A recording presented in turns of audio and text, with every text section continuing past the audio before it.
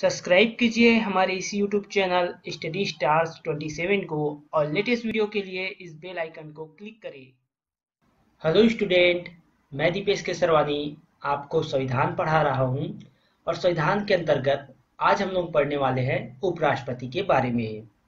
पिछले वीडियो में हम लोगों ने पढ़ा था राष्ट्रपति से संबंधित आपातकालीन उपबंध के बारे में, तो उस वीडियो को आप जरूर देखिएगा। बहुत ही इंपॉर्टेंट चीजों को उसमें कवर किया गया है।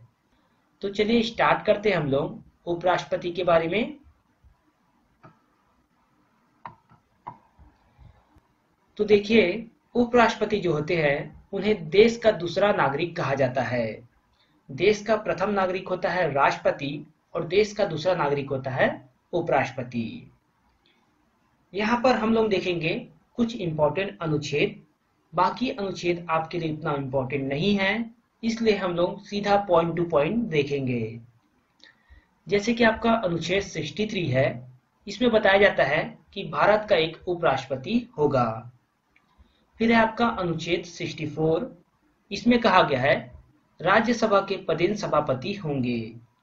जो उपराष्ट्रपति है वो राज्यसभा के पदेन सभापति होंगे। जिस तरह लोकसभा में अध्यक्ष होता है उसी प्रकार राज्यसभा में सभापति होते हैं, और सभापति कौन होते हैं? तो उपराष्ट्रपति होते हैं। इंपॉर्टेंट पॉइंट याद रखिएगा। फिर है आपका अनुच्छेद 65, इसमें दिया गया है राष्ट्रपति के अस्थायी रिक्ति में राष्ट्रपति के रूप में कार्य करता है। तो उपराष्ट्रपति जो है राष्ट्रपति की अस्थायी रिक्ति में, मतलब राष्ट्रपति वहां पर अस्थायी तौर पे नहीं रहता है, उस समय उपराष्ट्रपति राष्ट्रपति के तौर पर कार्य करता है। तो अनुच्छेद 65 में इसके बारे में बताया गया है। चलिए आगे देखते हैं हम लोग। देखिए, निर्वाचन की बात करें अगर उपराष्ट्रपति की, तो उपराष्ट्रपति का निर्वाचन संसद के दोनों सदनों के द्वारा होता है। दोनों सदनों का कहने का मतलब लोकसभा और राज्यसभा। देखिए यहाँ पे राज्यसभा एवं लोकसभा के सदस्य व मनोनीत सदस्य के द्वारा। इसमें मनोनीत सदस्य जो लोकसभा और राज्यसभा में मनोनीत सदस्य होते हैं वो भी इसमें शामिल होते हैं। चलिए आगे देखते हैं हम लोग उपराष्ट्रपति के योग्यता के बारे में। तो सबसे पहला पॉइंट है भारत का नागरिक हो। उपराष्ट्रपति जो हो वो भारत का नागरिक होना आवश्यक है, जैसे कि राष्ट्रपति है वो भी भारत का नागरिक होना आवश्यक है। न्यूनतम 35 वर्ष की आयु हो। ये भी पॉइंट जो है सेम है जो राष्ट्रपति में दिया गया है, न्यूनतम 35 वर्ष की आयु हो। तीसरा पॉइंट देखिए, राज्यसभा का सदस्य चुने जाने की योग्यता हो। उपराष्ट्रपति के लिए राज्यसभा का सदस्य चुने जाने की योग्यता होनी चाहिए। तो राज्यसभा की सदस्य की जो योग्यता होती है वही योग्यता चाहिए उपराष्ट्रपति के लिए। और राष्ट्रपति की बात करें तो लोकसभा के सदस्य की योग्यता होनी चाहिए राष्ट्रपति के लिए। दोनों चीज को आपको याद रखना है। चौथा पॉइंट है किसी भी लाभ के पद पर ना हो। तो उपराष्ट्रपति किसी भी प्रकार के लाभ के पद पर ना हो। लाभ का पद कहने का मतलब, तो सामान्य तौर पे मैंने आपको बताया था लाभ का पद मतलब जैसे कि किसी अन्य जगह से सरकारी वेतन ना लेता हो, पेंशन ना लेता हो, या फिर किसी भी अन्य सरकारी पद का लाभ ना लेता हो, तो वो जो रहता है आपका लाभ का पद होता है। हालांकि आपके संविधान में ये डिफाइन नहीं किया गया है, लेकिन सामान्य तौर पर इसी को लाभ का पद कहा जाता है। आगे देखिए शपथ के बारे में। तो उपराष्ट्रपति को शपथ राष्ट्रपति दिलवाता है। तो राष्ट्रपति के द्वारा दिलाया जाता है उपराष्ट्रपति को शपथ। कार्यकाल की बात करें तो उपराष्ट्रपति का कार्यकाल होता है 5 वर्षों के लिए। चलिए आगे देख लेते हैं हम लोग। त्यागपत्र की बात करें तो उपराष्ट्रपति जो है अपना त्यागपत्र राष्ट्रपति को देता है। राष्ट्रपति ही उपराष्ट्रपति को शपथ दिलवाते हैं और उपराष्ट्रपति जो है अपना त्यागपत्र राष्ट्रपति को देता है। इनकी पद मुक्ति की बात करें, अगर उपराष्ट्रपति की पद मुक्ति की बात करें, उसे पद से हटाने की बात करें, तो राज्यसभा के सदस्यों के द्वारा बहुमत से पारित प्रस्ताव के द्वारा हटाया जा सकता है, जिस पर लोकसभा का सहमत हो। लोकसभा के सदस्य जो है वो मौखिक तौर पर अपना सहमति देते हैं उपराष्ट्रपति की पद मुक्ति पर, और राज्यसभा में यहाँ पर बहुमत के साथ पारित करना पड़ता है प्रस्ताव को। दोनों को आप समझिएगा, राज्यसभा में सदस्यों द्वारा बहुमत से पारित हो रहा है प्रस्ताव और लोकसभा में मौखिक तौर पर सहमति। इससे क्या होता है, उपराष्ट्रपति को पद से मुक्त किया जा सकता है। तो उपराष्ट्रपति को पद मुक्त करने का संकल्प केवल राज्यसभा में ही प्रस्तावित किया जाता है, लोकसभा में सिर्फ सहमति दिया जाता है मौखिक तौर पर। और अगर निर्वाचन की बात करें तो लोकसभा और राज्यसभा दोनों के सदस्यों के द्वारा उपराष्ट्रपति का निर्वाचन होता है। आगे देखिए आप यहाँ पे 14 दिन पूर्व उपराष्ट्रपति को सूचना देना आवश्यक है उनकी पद मुक्ति से संबंधित प्रस्ताव पर।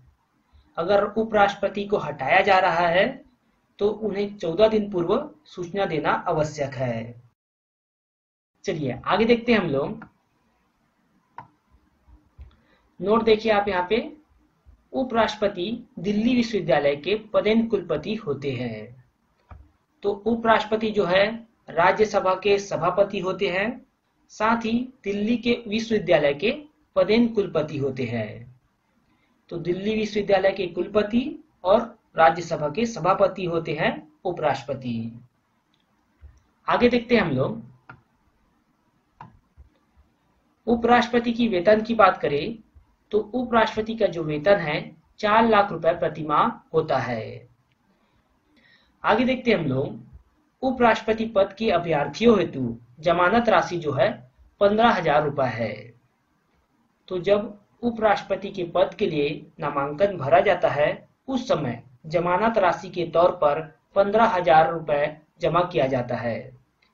सेम इसी प्रकार राष्ट्रपति के पद के लिए जब नामांकन भरा जाता है उस समय भी 15,000 रुपए जमा करना होता है। ये जो है जमानत राशि है राष्ट्रपति और उपराष्ट्रपति के लिए 15,000 रुपए। आगे देखते हैं हम लोग। अनुच्छेद 71 के तहत राष्ट्रपति और उपराष्ट्रपति के निर्वाचन संबंधित विवादों का निपटारा सर्वोच्च न्यायालय के द्वारा किया जाता है। तो राष्ट्रपति के या फिर उपराष्ट्रपति के निर्वाचन में कोई भी विवाद होता है उसका जो निपटारा है वो सुप्रीम कोर्ट ही करता है। इस बात को आप याद रखिएगा और इसके बारे में अनुच्छेद 71 में दिया गया है। चलिए आगे देखते हैं हम लोग। अब तक हमारे देश में जितने भी उपराष्ट्रपति हुए हैं उनके बारे में हम लोग देख लेते हैं। तो देखिए सबसे पहले उपराष्ट्रपति थे हमारे डॉक्टर सर्वपल्ली राधाकृष्ण। तो डॉक्टर सर्वपल्ली राधाकृष्ण जो है हमारे देश के प्रथम उपराष्ट्रपति हुए हैं। इनका कार्यकाल था 1952 से लेकर 1962 तक। उसके बाद जो दूसरे नंबर के उपराष्ट्रपति हुए हैं वो है डॉक्टर जाकिर हुसैन, जिनका कार्यकाल था 1965 से 1967 तक। आगे देखिए आप यहाँ पे तीसरा उपराष्ट्रपति हुए हैं वी गिरी और इनका कार्यकाल था 1967 से 1969 तक।